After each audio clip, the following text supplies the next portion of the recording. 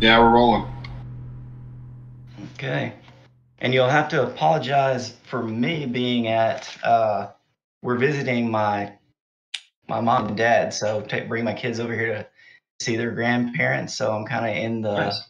what'd you it was Roger like a doomers Oh yeah, like basically. the preppers with the pots in the background. Kind of wrong to go. Yeah, I we're mean, just yeah, getting I ready can see for the that. I can see that vibe. Sure. I get it. Get it. but nonetheless, we're going to do it just the same as always. I know that's not familiar to you, Andre. One question for you guys: are y'all stuck? Is your video stuck, or everything look just fine?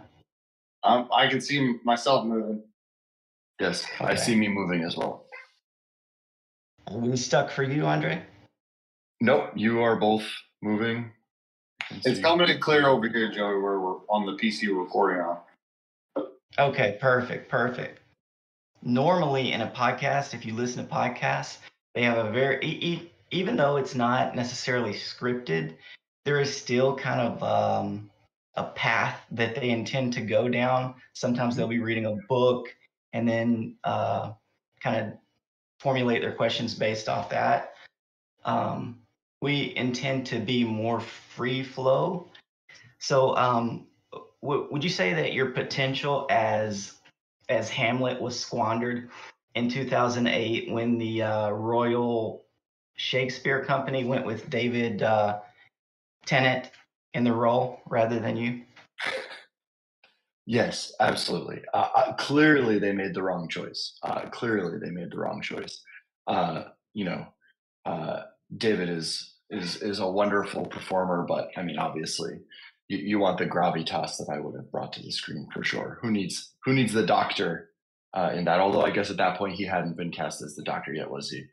So That's right. So, yeah, they should have went with the OG, man. If we could though roll it back to the early 2000s when you submitted that headshot of you holding the Yorick skull for 0 Day, what was your understanding of what that film was going to be about and what role you were being considered for? yeah, it was an incredibly ambiguous post in a magazine called Backstage, which is a casting magazine. It used to be a hard copy print thing you would buy once or twice a week, and now it's all online, obviously. But it was like a indie film casting two teenagers for coming of age story or something like that. And so you see that and you're like, oh, okay, that's one of 10 things I'm going to submit to today, whatever. And then start the email correspondence with Ben, the director, and then over time, come to find out what the movie's actually about. And that's when like the hairs on the back of your neck kind of stand up, and you're like, wait a second, what is this? Who is this? What are you doing? And then eventually decide, okay, yeah, this is legit enough to go to an audition and whatnot. But yeah, that was the first. It's funny because it's obviously so. It's true. It's not that they lied. It's a factually accurate description of the movie. It is a coming of age story, just not the one you would hope for or expect. But that's how it got started. Well, what was your relationship with Cal before you were both cast in the movie? Yeah, we grew up in the same town. We went to the same middle school, and we had the same Shakespeare coach. Went to the same acting classes. We did shows together. We did some studies and stuff together. Not always opposite one another, but certainly in the same room. The suburban Connecticut Shakespeare scene isn't exactly as wide-reaching as you would think.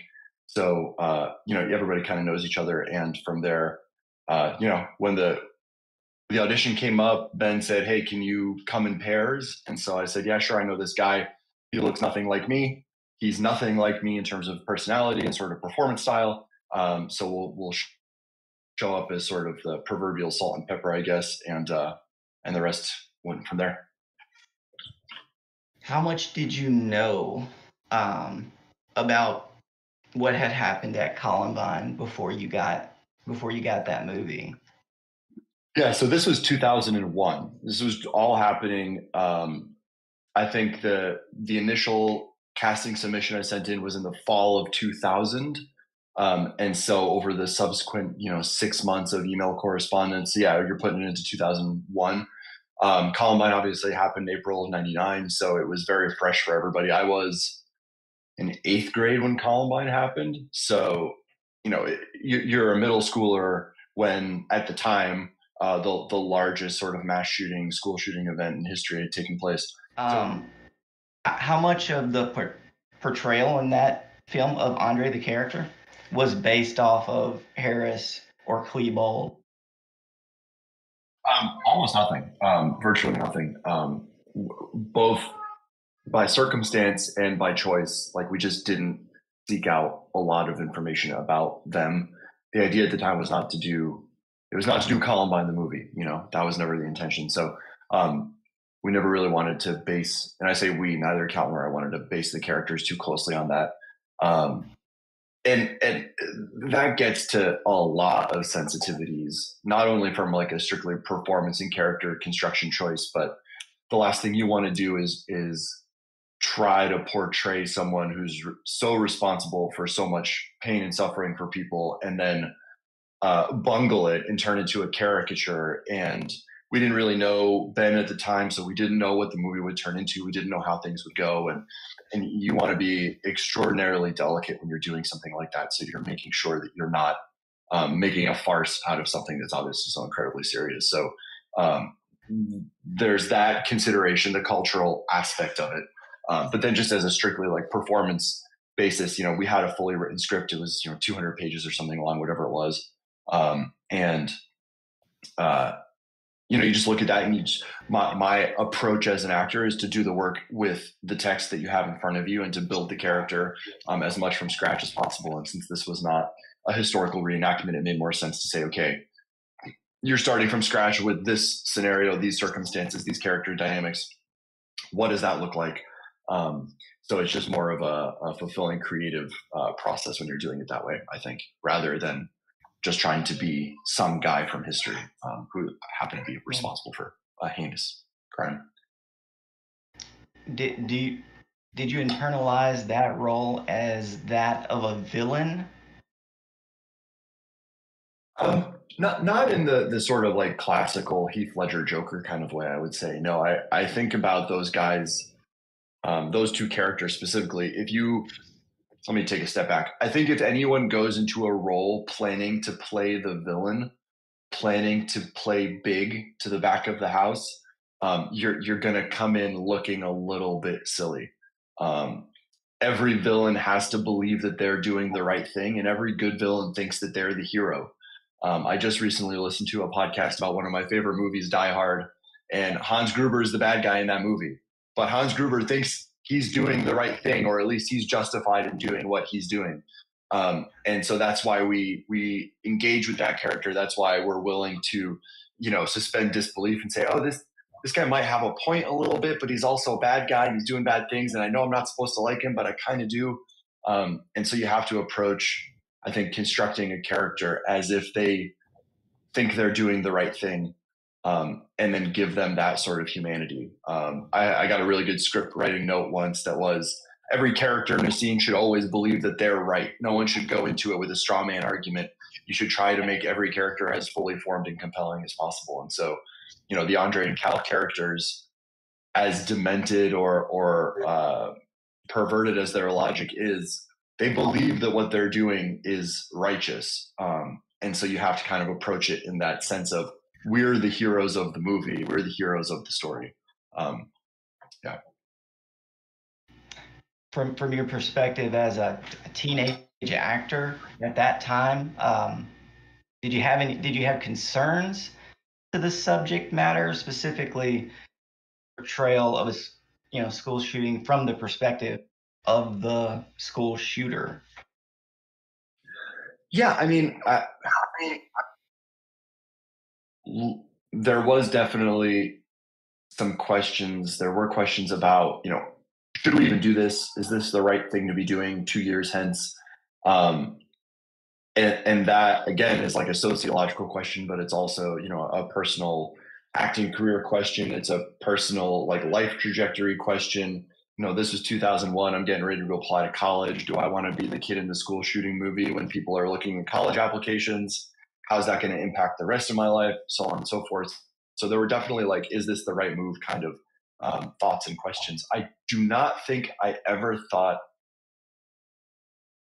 strictly from an acting perspective, I never questioned the fact that this would be a really challenging role. And if you lucked into having the right director and the right, you know, production team, that it could be a really compelling portrayal. It just, will the stars align in that way? And thankfully for us, I think it did.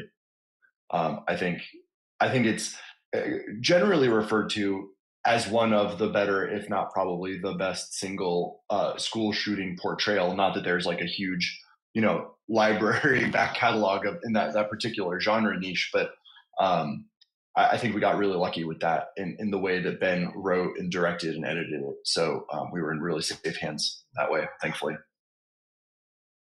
So I know that there's probably a stigma against judging necessarily performance of another actor in a similar kind of a role, like Heath Ledger you brought up.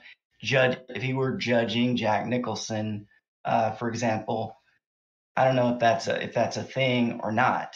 But if we can look at Elephant, Bang Bang You're Dead, some of the other ones that exist, where do you think this movie differs, or where does it stand out to those? Yeah. So I'm the wrong person to ask because I've never seen those movies. So I don't know. What I understand as having been in the periphery of them, especially Elephant having come out in theaters the same time we did. I think the structure, the narrative structure of having the camera be a third party, being wholly separate from the action, like those movies do, removes a degree of the intimacy.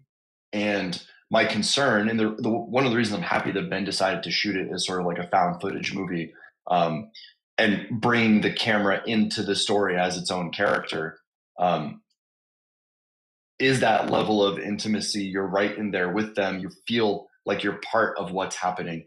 And if you remove that, if you go a step back, like cinematically, I think what you end up with is a situation where you're in like that voyeuristic sort of, I don't know, I'm not describing it, like you're behind the fourth wall, like peeking over, and you're seeing these things happen. And I think that Hollywoodizes it a little bit.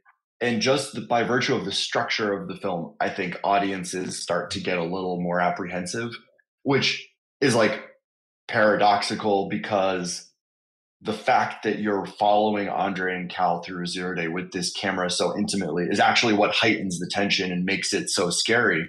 Is that you're one of the gang.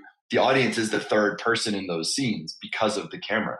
But I think that if you shoot the movie like a movie where nobody knows the camera's there, it adds a level of cinematic sophistication that might hurt the actual execution of the story. But fortunately or unfortunately, it's not really a valid judgment. I've just never seen those movies. We came out at the same time as Elephant. We had our movie, and I don't know. I'm the kid who's in the school shooting movie, so I don't necessarily need to go see other school shooting movies. Like I did that. I'd rather go, you know, watch Die Hard or Lethal Weapon or something instead. You know. Those are good movies. So, do you think that art itself has a limitation? That's a loaded question a little bit, but art itself has limitations and at some point becomes dangerous?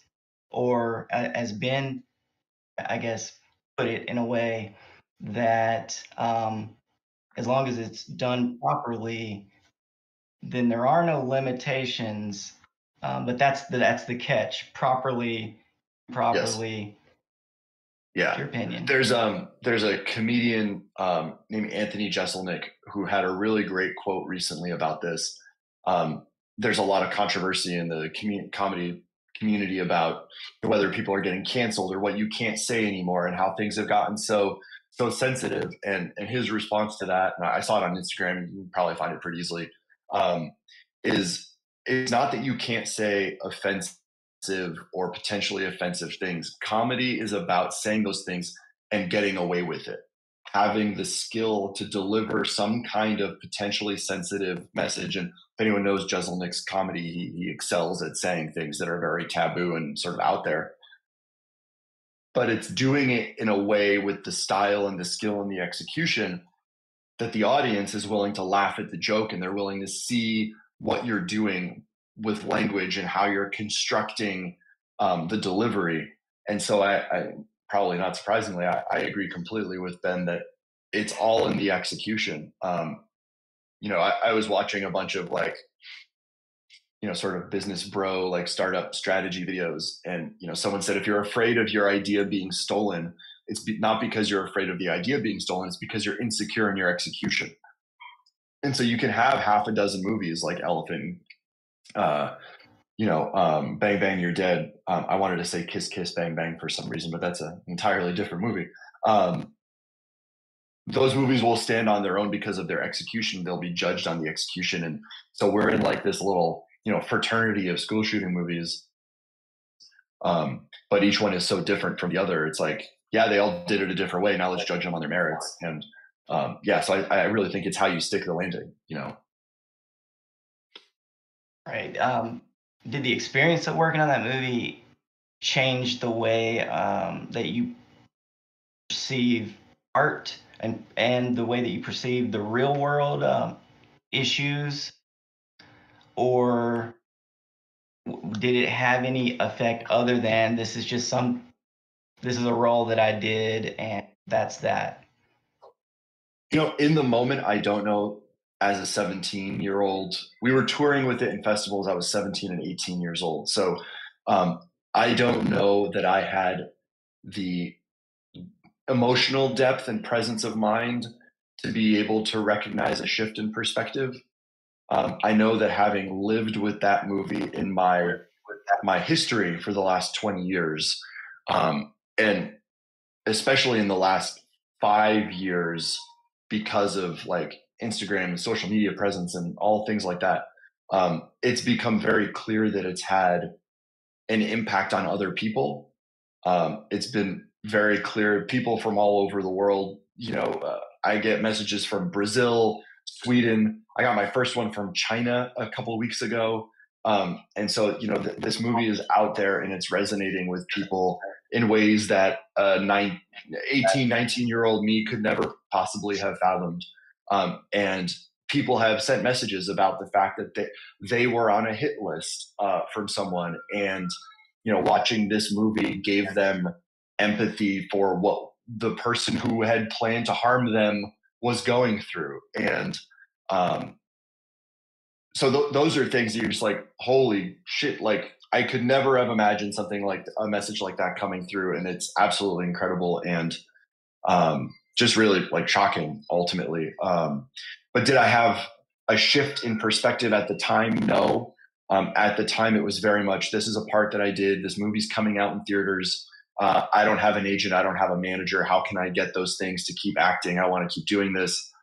It was very, very sort of tunnel visioned, as you would expect, like an overly ambitious 18-year-old to be at the time, not really having a context for taking in what they were involved in. I didn't have that scope of awareness, sadly. Do you ever have folks that reach out that make you wonder where they're coming from? Like people who appear to be admirers of the character in Zero Day? There is definitely some, I think they called it shipping now. I'm almost 40, so like I don't want to use that kind of language just like off the cuff, but there's definitely some admiration characters, and there's like a fan base that I'm uncomfortable with, obviously. But what I try to thread the needle with those messages and thank people for their interest in the film, their support of the film, which is obviously important to art in general, if not me specifically. but then also communicate, that these are not characters to be admired or looked up to as much as they are a cautionary tale of what not to do and the harm that they inflicted. And um, then also to try to encourage people to be as constructive and additive to their world as possible. Most of the messages I get are how much people love the movie. And I say, if you love the movie, go out and make a movie. Go out and make a short film, write a story. I get a lot of people who do fan art, which is again really surprising to see yourself drawn as an anime character, or at least you 20 years ago drawn as an anime character. And so, the artwork that comes through is beautifully drawn, beautifully colored. The ink work is great when they do it by hand. And so, I always try to communicate that that's the thing you should be focused on, is the creation and being additive and constructive in your immediate community, your artistic community. Focus on the doing of the art, not so much, the characters you're drawing in this case. Right. So I'd asked about the characters being villains, or your character being a villain. If they're the hero in their own story, do you perceive them to be separately mentally disturbed? Or what's the case? If they're not villains necessarily, in reality they are, I guess. Yeah. But what are they? What are they? Well, yeah, they're decidedly the villains of the story. It's weird because they are the protagonists from like a strictly technical perspective, but they are certainly villains. They're villainous protagonists, I guess. And no, I don't know that I ever considered that in the construction of the character, saying, oh, that they probably have, this mental health challenge or other mental health challenge. Because that kind of language and awareness just didn't exist back then. People had ADD and you put them on Ritalin and that was it, or you sent people to anger management counseling and that was it. There was nowhere near the depth of awareness that we have now. And so I certainly didn't have that depth of awareness. Again, 16, 17 years old, like you don't have that language in 2001. And so I didn't approach the characters thinking that they were experiencing any of those kinds of things. I really genuinely just, I think, try to construct the character as this is the way this person sees the world. This is their perspective and what they're going to do. And let's pursue that in as logical and as like normative a construct as possible, without saying that they have this affliction or some other affliction, because that's even scarier at that point. If a person is a wholly mentally healthy and rational thinking person who arrives at this irrational conclusion, the mystery of that, how did they get there? What is really going on with them? Because they look so normal. That's the most terrifying part of the whole thing. And ultimately it's the thing I think that unsettles people the most about a lot of these shootings is, you take Eric Harris and Dylan Klebold, for example, that we've learned a lot more about over the last 20 years, that they seem to be cognitively normal. They seem to be, from the outside, normal kids with maybe some challenges or issues, but certainly not to the degree that you'd indicate like, oh yeah, this is what they're going to do. So I think that's what puts the horror in it, is they seem so normal. He seemed like such a nice kid. Did you and Cal discuss anything to do with like what these guys must be thinking as far as the backstory, as far as any of that goes, or you're just going by what is written and acting from that? I think it's not, obviously it can't be a little bit of both, because those are mutually exclusive, but it was definitely, we didn't sit down and write out full complete backstories, but we were both in middle school at the time, so we had lived experience that we were coming to it with. We went to the same school, so that was helpful. And we made that movie. Most of that movie was shot Cal, Ben, and me driving around in Ben's car oftentimes I'm driving and we're recording, and Ben's in the back seat, so you never see him, but he's there all the time. And I think for a 90-minute movie, there was 36 hours of footage. So yeah, exactly. So all of those tapes that you see in that safety deposit box, that was like half of the tapes that we had shot that summer. And so a lot, and the reason this is relevant to the question is that, that's just hours and hours of driving and riffing and coming up with moments and going down tangents of sort of, backstory. What if it's this? And we're experimenting and sort of just doing improv for, 30, 40 minutes at a time. And then we say, okay, we got to switch tapes. Okay, hold on, cut. That was really good. Do this, say this. Okay, let's go again. And let's get gas and just start driving again. And, a lot of that summer was spent driving that car and just being like, angry teenagers into the camera. So a lot of that sort of character, sort of those environmentals of those characters came out through those interactions of just not necessarily saying, okay, your backstory is this and this, and you experienced this last week, and so you're mad about that. But it's just, let's just riff and improv and see what we can build into these guys as we're driving around for, hours on end, for days and days and days. Did doing that action cause any like actual emotional distress in that driving around, and I would perceive driving around just kind of arguing intentionally, even if it's not real, I could see how that would evoke some emotions. Was that ever the case that you would actually start to feel heated, or you're just driving around acting? Yeah, I mean, like, you're having this conversation pretending to be someone else from their perspective. There's a camera there, and then also there's a dude in the back seat who jumps in every 5 minutes and says, I love it, guys. Okay, this was great. Let's go back. When you said X, try saying it like this instead. Okay, go ahead.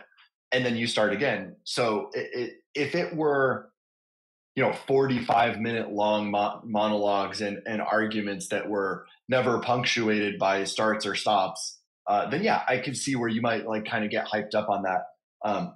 But it was, 3, 4, 5 minutes at a time, if not less. And then, constantly starting and stopping and getting that direction. And, at that point, I would have said, and even now, looking back and say, Cal and I were fairly sophisticated performers at that point. We'd done a lot of theater together. We knew each other's moves. And so when you're in the middle of a scene, you're in character, but at the same time, there's like a metacognitive element where you can see what the other person is doing. And you're thinking 3 steps ahead in dialogue, like, oh, I'm going to say this and he's going to say that. But now that he's done it this way, I'm going to jump ahead 2 steps and do it this way. And so you're playing like fourth, it's cliched at this point, but 3 or 4 dimensional chess, figuring out all of each other's moves in real time. And that level of consideration also takes you out of the real, like, I'm going to actually get mad at this person for this kind of element of it. So just to take a step back, at what point was it that you realized, oh, this buddy coming of age film is actually about a school shooting? We got the script. Golly, I think we might have gotten it before the audition. I don't remember anymore. I know we got it very shortly after. So what happened was the audition was on a weekend. Cal had tickets to a Radiohead concert, and so couldn't go on Saturday. So we went on Sunday, if I think. We were one of the last pairs to audition because Ben, I think, had done like a massive casting call and had, 20, 30 pairs coming through, though, he'd probably know better what that number was. And we auditioned. We each did our own like classical Shakespeare stuff. Like we know, you've got your basket of monologues you do for auditions. I did a Chekhov monologue and a Shakespeare monologue. We did some stuff together I think maybe from the script, it might have been a scene. And then that was it. And Ben called maybe the next day and was like, okay, I'm going to send you guys the script. You're the guys. But he didn't come out and say it that explicitly because like he wanted to make sure we weren't assholes, I guess. And so like we had to meet him a couple more times, and we put ourselves on tape. Somewhere on the internet, there's a making of 0 Day like featurette that was on the DVD. And I think you can see us in my parents' basement doing that sort of final farewell before the shooting scene. That was our like audition together scene. We put ourselves on tape for that and then sent it to him. Today we would have just like posted it to a Vimeo or something, but we had to like, I think, actually mail him a tape. But we had the script and we were walking around. Now this is really morbid. We were walking around our high school in the last few weeks of the school year with the script, reading it, and we would see each other between classes and be like, what do you think of page 15? Okay, yeah. And we're like giving notes, but looking back at it, like if a teacher had like stopped us and been like, what are you guys looking at? And be like, oh yeah, there's a 150-page script about a school shooting, and don't worry, we're going to play the shooters, but it's not real. We would have been carted off in handcuffs, I have to imagine. But hey, that's the judgment of teenagers at the time. And so we had the script. We knew going into it what it was going to be. That was I can't imagine what it must be like for a Ryan Gosling to walk through the streets of anywhere and know, because generally speaking, when you walk through a crowd, it's like a many to many chorus. You don't know anybody around you and they don't know you, and you just keep. But imagine if everyone knew you, but you didn't know anyone. Like how bizarre that would be. And so if you're a Tom Cruise or a Hugh Jackman or something, you're just walking down the street and anyone who looks at you knows who you are and you've got no clue who's around you. That's got to be weird. And so, that was my one very, very small little taste of it. And it would be bizarre to walk through life every day like that. Very strange. Well, either way, for the folks that are watching, the movie is a movie, and the actors are actors. Yes, although the roles the performances are fantastic, and that's the only reason that there is any confusion, between what is real and what is not. But that's a testament to how great of a job you guys did. So hopefully, Andre, the project that we have on the periphery will for sure will cause some of the some folks of the modern era to recognize you guys a little bit more. I wish I could get more into it. It's super exciting. We really appreciate you coming on here, man. We could talk for forever, but thank you so much. Thanks, and we appreciate the performance, man. Thanks. Thank you. Thank you, guys. Thank you so much for having me. It's really great. And this doesn't happen very often. So, my skepticism a little bit coming on to begin with, but this is really fun. I really appreciate it. And have a great night. Thanks. You too. Thank you. Have a good night, man. And we had so many technical difficulties. No, we're done. In the beginning, we're not having technical difficulties anymore. I just finished the yard by myself. I thought you were gonna save me the backyard. And the all those snags, that was crazy. Man, oh man. The good thing is that we can fix, for the most part, the video. This is a comedy show. This is unintentional Eric Andre. Yeah. and potentially one of the, smoke for me, I'm trying to get Andre,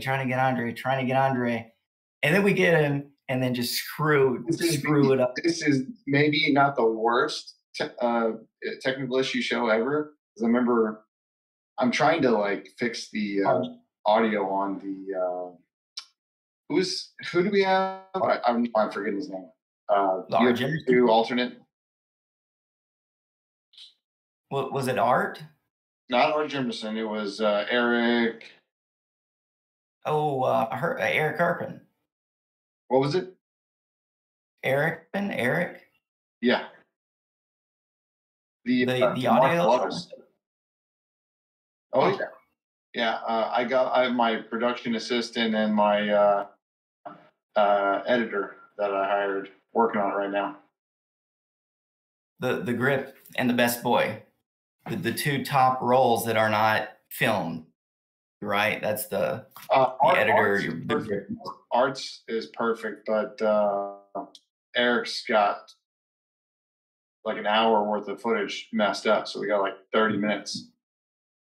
We got him talking about like meeting the Gracies and running around the tournament and then getting called to do the fight, but like all the fun stuff at the end got the audio. So this is exactly what happened. So I don't have headphones, so I don't know what audio is on a computer. And an earlier video of ours got clicked by mistake. So it's playing in the background. So you are talking over yourself. Oh no. It was completely 100% technical, or rather human error on my part. Do you think he heard that? No, he didn't hear it because we weren't sharing audio on Discord. There was no mic to pick it up, but the app is recording too. But Noah and Caden, they love messing around with, like they'll get like a piece of music and they can pull out like the bass from the chorus, from the vocals or whatever. They can pull out like the guitar, so they might be able to isolate the audio and remove it. Otherwise, it would be a 35-minute show. Well, like I said before, we can always do something where it's like the best of this, the best of this, the best of this, and put it into one show. That wouldn't be like the most professional, respectful, I guess, thing, but I don't know what more professional, respectful thing could you do? Well, we'll see what we can pull out of it. If not, we just do like we did. What's the one episode where we lost 2/3 of it, and then we had like a live show? Javier. Yeah, Javier Vasquez show, and we ended up just like explaining the footage that we had and what questions we asked. You're working so hard that you're shaking the camera. She's over here twerking on camera to distract me. You got a hurricane going on there. Hurricane Sophia. Dude, I'm telling you, man, like we look kind of crazy today. I got my cat tree in the back. It's very low production. And then you are like, you feel like on the set of like of Deliverance 2. And oh, dude, I should have took it like that. I mean, like, hey, no, but whenever you what you would be a really good like villain. You could be like the creep that does like the murdering. You know what I mean? You could be like some deranged killer on some show. Deranged. Sometimes death is acceptable. Sometimes death is a reprieve from the circumstances that exist in your life. So it could be that person is in a situation that you would actually be doing them a favor. And that's what I do, is I clean up messes. And that's ordained by God.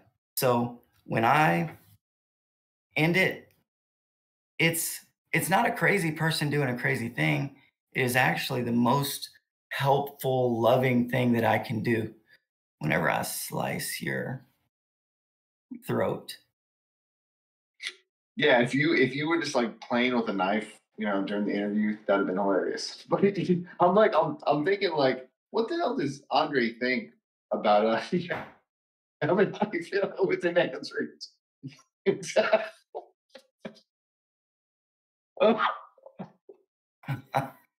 Hey, Andre.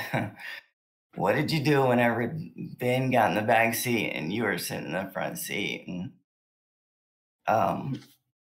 you wanted to shoot somebody?